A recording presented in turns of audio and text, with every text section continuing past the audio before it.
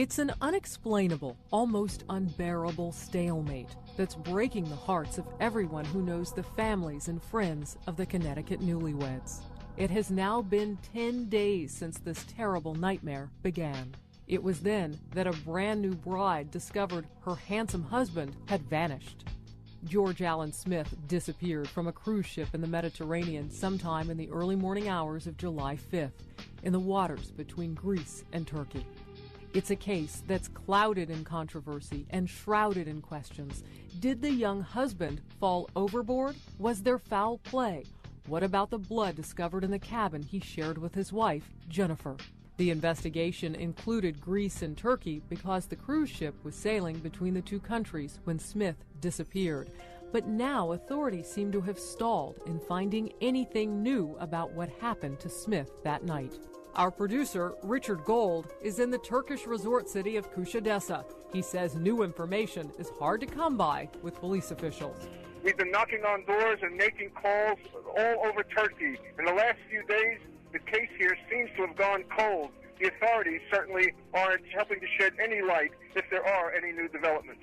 A Current Affair also contacted an official at the U.S. consulate in Turkey who told us, quote, "The U.S. government is working with Turkish authorities on this case. The embassy is taking it quite seriously," end quote. The FBI also is involved and told us they're actively pursuing the case, although there are no new leads. The George Smith mystery takes on a more ominous tone in light of some statistics published by the personal injury law firm Lipcon, Margulies, and Alsina, PA from Miami. The firm states that on one cruise line, there were 173 cases of sexual assault allegations during the 4-year period, 1998 to 2002. Is there a cover-up in the mysterious disappearance of George Smith? Attorney Jack Hickey legally represented cruise lines for 15 years. Now he often represents passengers who are raped, assaulted, or even injured while at sea. Thanks a lot for joining us, Mr. Hickey. Obviously, anything is possible, but a cover-up in the George Smith case, why? What would be the motivation? Well, the motivation is that the cruise lines feel that there's liability, legal liability.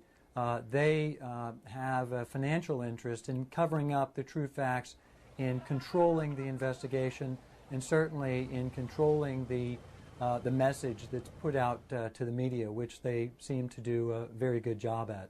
Does there seem to be any likely scenario that comes to mind for you? At this point, I think we're speculating to a certain degree. One scenario, of course, is that someone throws themselves overboard. Another scenario is that people are partying on cruise ships, which the cruise lines know about and should anticipate, and they fall off or clown around, but that's just speculation. Well, Mr. Hickey, we haven't been able yet to talk to the bride, Jennifer Smith, but we do know that right after her husband went missing, she did fly home after talking with Turkish authorities. How common is it that the bride wouldn't stick around, that loved one who was on the boat wouldn't stick around through the investigation? Well, I think that's very common. I certainly would anticipate that. People are in a foreign country. They're in a country like Turkey, which is quite different from the United States. She wants to be home. I think it's not only common, it's to be expected. I think it's natural.